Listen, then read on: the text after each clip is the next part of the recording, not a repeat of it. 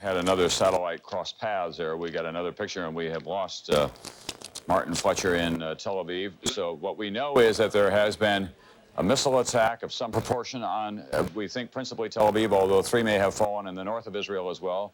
At least one of them contained what Israeli officials are now saying is nerve gas. There have been some citizens in the streets of Israel who have been affected by that. How much we cannot say. There is a hospital not too far from where the missiles fell. One building was collapsed, a sizable building. An eyewitness report from an NBC News cameraman who was forced to turn back when he began to get what appeared to him to be a reaction under his gas mask. He began to sweat, and that was one of the first signs that they were told to look for. And so he, as he should have, turned around and came back to the office. We are told that some people, however, were exposed to what now has been identified as nerve gas. Gary Milholland in Washington, D.C., who knows about these kinds of weapons, tell us about nerve gas. Well, nerve gas, as we just heard, affects the central nervous system. The symptoms are sweating at first, then difficulty breathing, and then finally loss of control of bodily functions. And again, it depends on where you are and how quickly you're treated as to what the ultimate effects are. There can also be effects after you get over it. That is, there can be long-term effects. I think it's important to point out that, if I might, that Iraq's poison gas arsenal has been imported, as have its missiles. Right. So we're looking here at in a way, at a sort of a semi-international attack. Right. By one country on another. Well, there certainly has been complicity in the past, but that attack was launched, Mr. Mulholland, by Saddam Hussein. NBC's Robert Bazell is with us now, who is in Tel Aviv and on the telephone to us. Martin?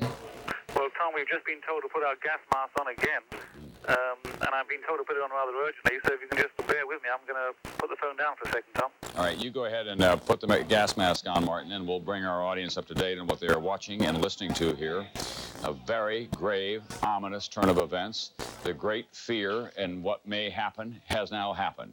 Saddam Hussein has launched a chemical attack on Israel, one warhead so far as we know. It contained nerve gas.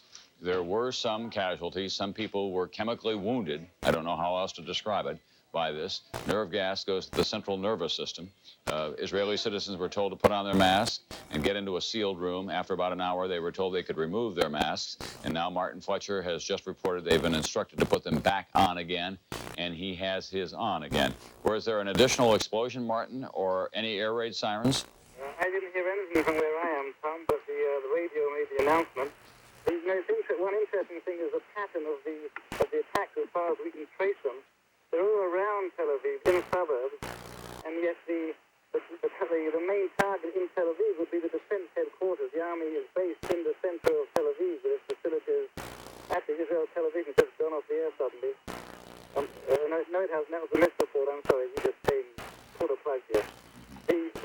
What that shows, the pattern of attacks by missiles, is that they're targeting civilian areas, residential. Where our correspondents were staying. So far, we have had no confirmation of that from Baghdad, nor any word at all out of the Iraqi capital. He told a special session of the Supreme Soviet that the palace was completely destroyed, but his report could not be confirmed. By and large, the Soviets have been standing by the United States, standing by diplomatically, politically. They have no troops, of course, in the Persian Gulf or any airplanes in the air. It's now coming up on 8:54 in this country, and it means that we're approaching dawn. It will be Friday morning before too long. It is Friday morning already. It will be daylight on a Friday morning in Baghdad and throughout Iraq. It's about 4:55, or very close to it there. Colonel Summers, in your judgment, is there a difference between a missile attack on the part of Israel and a manned airplane attack? I don't really see it. It's a distinction without a difference in my mind. No. An attack is an attack. You know the Israelis, you've watched the warfare develop in the Middle East. Is it conceivable to you that they'll sit tight after this? I think they understand what's happening. They understand they're being goaded into war. Whether or not the Israeli government can take the political heat from their own people and sit this one out, which would be very, very difficult to do, I think the ferocity of the American response to this thing, which we haven't heard much about, may tip the hand for Israel. Yeah, and we can't really make a very good judgment about this. We do know that there's been a nerve gas attack. We do know that missiles have come down on Tel Aviv, probably only a half dozen of them or so. And we don't know the extent of the casualties. That's always a major factor. If there's been a great loss of life, then that changes the equation as well. If the loss of life is minimal and it's primarily property damage, then that will be fitted into the decision-making process tonight. Prime Minister Yitzhak Shamir and Defense Minister Moshe Aarons and the other members of the Likud cabinet. In Dhahran, Saudi Arabia, where it is also rapidly approaching dawn, NBC's Arthur Kent. Arthur? Tom, we're getting an example here, a beautiful illustration of exactly what the nature of the Scud missile is. It's an evil weapon, but not a strategic weapon. It's wildly inaccurate. It's very finite in terms of the kind of payload it can deliver. Saddam Hussein, by all accounts, has a finite number of those. Even if it's rather large and some are mobile, there's a limit to what this can do. But in terms of terror, we've seen in the Iran-Iraq War, and myself, I had experience in Afghanistan on 2 occasions when Scud missiles launched by, on one occasion, the Soviet Army while it was still occupying Kabul, and on another occasion, the Afghan government launched these against villages in which Mujahideen guerrillas were thought to be resident. It had no effect whatsoever on the Mujahideen. Strategically, it was a failure. But in terms of terrorizing the population, of course, this random lobbing of a wildly inaccurate missile out to the countryside had a lot to do with destabilizing the country people's support of the Mujahideen. And Mike Betcher, with me here, we saw a beautiful illustration of how the unease of the last few days, coupled with the uncertainty of what this weapon could do, has got people on edge here in Dhahran. Well, especially after the Israeli attack. There was one cautionary alert, which was just for the hotel. There's been no citywide alert. And then there was an all clear, and then there was a bang coming from the air base. We're not sure what happened over there, but it was not enemy fire. That seems certain now. And then an F-15 fighter took off, and an alarm was called because people thought it was an enemy fighter, and this sort of panic breeds on itself. I think the uncertainty that we saw, Tom, in which people couldn't explain what the sonic boom was, there's many explanations. It could have been a backfire of an aircraft. It could have been the launch of a Patriot missile, Mike.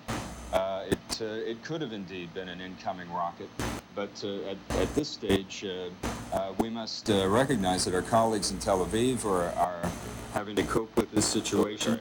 We're able to keep our satellite up to talk about this and cover the story. So given past experience, we feel that it's reasonable, Tom, to be here and to be reporting to you from northeastern Saudi Arabia tonight, where people are very much on edge about what this weapon can do. Well, we never thought we'd see this day. We have to work with gas masks all the time. This is crazy. Well, it's crazy. Yeah, the point is that if the Iraqis can land a missile in the heart of Tel Aviv with no advanced detection, God only knows what they can do in some of those remote sites in Saudi Arabia or even the Dhahran Air Force Base. Gentlemen, we'll ask you to go about your business of reporting. We want to go to the White House now, where NBC's John Cochran is on duty tonight, and I know that the lights in the West Wing behind you are still burning there, John. That's the office of Brent Scowcroft. What's going on? Well, that's where most of them are, in Brent Scowcroft's office, which is just, pardon my pointing, but it's right there, that last office on the, we can see the lights toward the edge of the building there, the prime territory here at the White House. And in there have been Brent Scowcroft, the President's National Security Advisor, Secretary of State Baker, Deputy Secretary of State Larry Eagleburger and Marlin Fitzwater, the president's press secretary, and a few other aides. Now, Eagleburger's being there is very important because it was Eagleburger who was sent on this mission to Israel last week to try to get the Israelis on board, make sure that they would not respond too quickly and not overreact to any sort of attack from the Iraqis. And I'm sure they're going over in fine detail exactly what Eagleburger was told. They've got a map in there, and they're tracing all of this. And I'm sure President Bush, although he's not in there now, we're not quite sure where he is. He was in the residential part of the White House a little bit earlier. We went back to try to find out exactly what President Bush has said on the record as to what would happen if the Israelis were attacked by the Iraqis. He was asked this on December 18th, almost exactly 1 month ago. The president said at that time, he said, I'm not going to go into a lot of detail about this, but I have talked to our coalition partners. By that, of course, he meant the Arab partners. He said the coalition will not fall apart if indeed Saddam Hussein attacks Israel. And Israel, what he didn't say, of course, would Israel respond? And of course, that's what we're all waiting to hear, Tom. All right, John Cochran, we want to go back to Israel now, to NBC's Martin Fletcher, who has been able to remove his gas mask. It's been on again, off again, and then on again, now off again. I think I got the sequence right there. At any rate, he has talked to his family. And Martin, what happened at your home tonight? Martin Fletcher, are you there? Well, maybe we've lost the telephone connection. We'll go back to that as swiftly as we can. We have NBC's Gary Sick. He doesn't actually belong to us, but he's been working with us this week, and we think of him as a member of this family. He's an expert on the Middle East, and he is an expert on the he's a desperate man, and he has used desperate tactics in the past against even his own people. When it comes to ruthless, he wrote the original book. That's the situation at this hour. NBC's Martin Fletcher, are you still on the telephone or not? Yes, I am, Tom. Okay. What's the latest there? They breathing much easier in Israel tonight? Well, I can't tell because I think they're all breathing very heavily. Everybody's still in their still in their sealed rooms. The message to leave those has not yet come. We can use one figure now, which is quoting Israel Radio. They say in the entire country, only 7 slightly wounded from all these missiles, which is a pretty startling example of how frightening is the sound of the missile.